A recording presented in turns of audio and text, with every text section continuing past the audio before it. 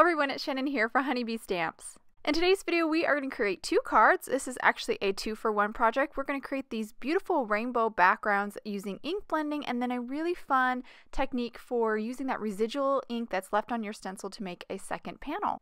We're going to start out with this awesome stencil. This is the Geometric Lines Stencil. I love how graphic this is and I love the fine lines in this stencil. We're going to ink blend using that stencil over an A2 panel of 110-pound white cardstock. I have a rainbow of distress inks picked out. I'm starting off with my warm colors of my rainbow. First is picked raspberry distress ink. I'm going to ink blend over this stencil onto the panel pretty heavy-handedly. It kind of just happens naturally because this stencil is so delicate and it's just easier to blend if you just kind of pounce the ink over. I am using blending tools as opposed to brushes, which do work better for today's technique because they leave a little bit more ink on the stencil. We want to have some ink left on to the stencil. And again, this kind of happens naturally with this stencil because of the delicate nature of it. I don't blend like in a circular motion because it kind of picks up the stencil a little too much. So I kind of pounce the ink over when I'm blending over this stencil or any fine lined stencil. So I'm just working my way through all my warm colors here. First is picked raspberry, then it was candied apple, spiced marmalade, and lastly was mustard seed. Now we're on to the cool side of the rainbow, starting out with Mowed Lawn. Once I finish up with Mowed Lawn, I'll move on to my other colors in my rainbow. I do want to point out that I am using Distress ink here. You can definitely use Distress Oxide if you prefer, and I actually think the Distress Oxide might actually work a little bit better because it would stick a little bit, that ink would stick a little bit better to the stencil, or a little more so to the stencil.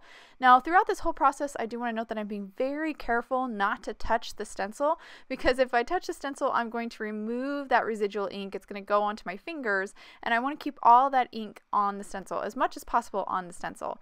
So I'm just finishing up here with my last color, which is Seedless Preserves, and now I'm going back over and just brightening up or adding doing a little bit more ink blending here and there. And now that I'm done, I'll remove that stencil, and here we have this beautiful rainbow panel.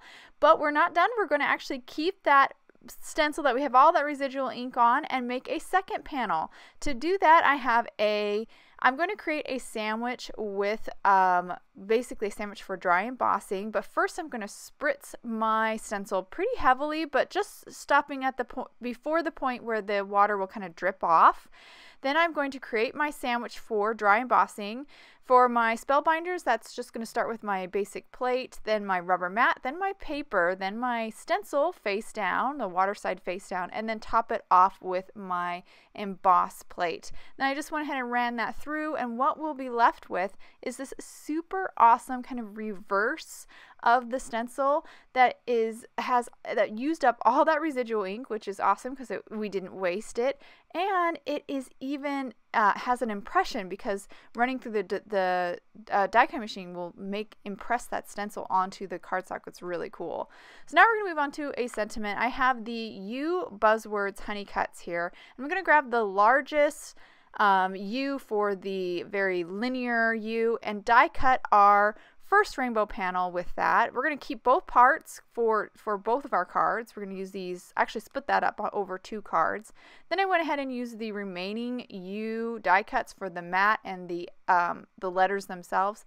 I die cut those out of black and white cardstock, and now I'm just going to adhere the white cardstock letters onto their black mats.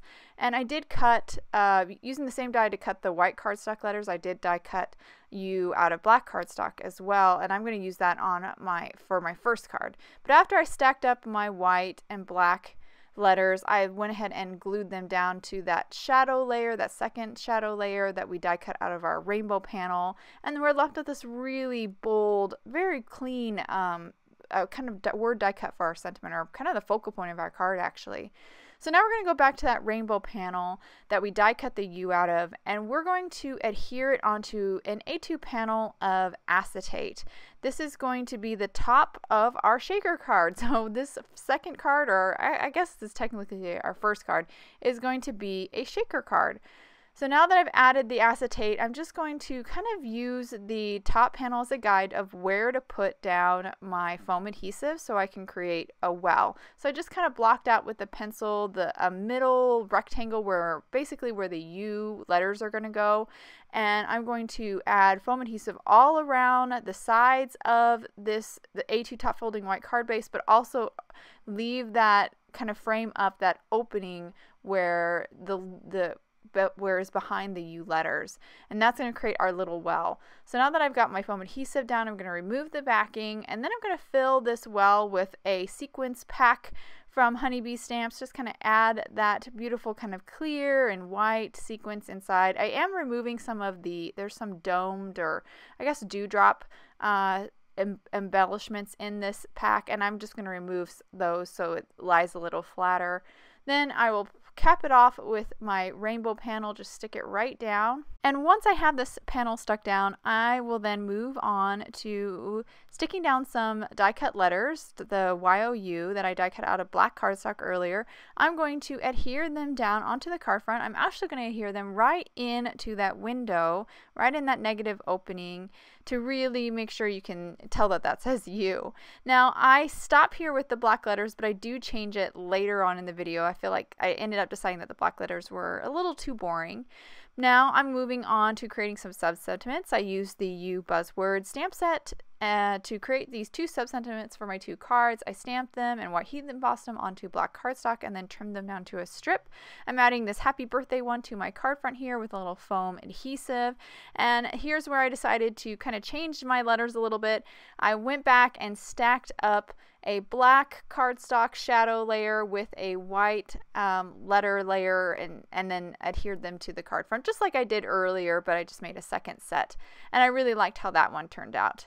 Now we're going to move on to our second card. I'm going to take our embossed slash stenciled panel and adhere it onto an A2 top folding white card base. After I stick that down, I'm going to move on to our stacked sentiment. I did add some foam adhesive off camera. Now I'm just removing the backing. I'm going to stick that onto the card front. And then I will finish up this card with our sub sentiment. And I'll also adhere this down with some foam adhesive just right under that U. And I really love how this one turned out. I actually think I might like this one a little bit better than the shaker card. A little bit of embossing that you get from that stencil just really adds a cool look, and I love how soft that little rainbow is, and you have that bold rainbow sentiment in the center. This one's really fun with the shaker element to it. It's a kind of nice surprise to see that sparkle behind the letters. I hope you guys enjoyed today's cards and video. If you have any questions about the products I used, please check out the links below in the description. Thank you so much for watching, and I hope you have a wonderful day.